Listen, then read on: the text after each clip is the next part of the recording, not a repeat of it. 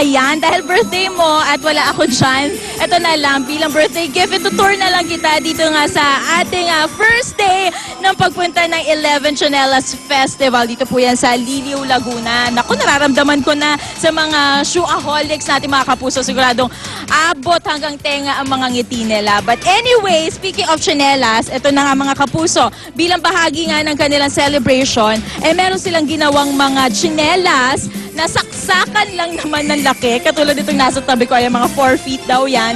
At bawat tindahan nga dito sa Liliw ay actually gumawa ng tig-iisang mga malalaking chinelas.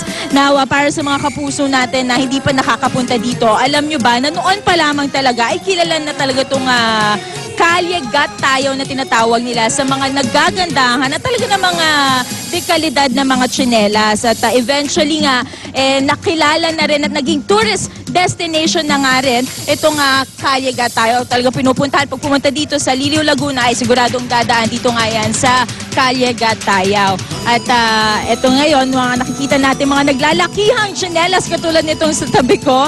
Sabi nila, ayan, kita-kita naman sa height. Nasa 6, more or less 6 feet daw ang laki nito. At ang bigat lang naman yan ay 5 kilograms. So medyo mabigat. Try natin buhatin. Hindi ko kayang buhatin. Parang hindi naman paan ng tao ang kasya dito. Parang mas yung tao yung kasya dito sa loob. But anyway, alam niyo rin ba mga kapuso na tinaguri ang Chanelas Republic of the Philippines itong Liliw? At bakit nga ba? Yan ay dahil nga sa ganda, kalidad, at ito na rin yung parang pinakasentro ng mga manininda ng tsinelas dito sa buong Pilipinas. At para sampulan nga tayo kung paano ito ginagawa, ay puntahan na natin si Enzo and si On. Go guys!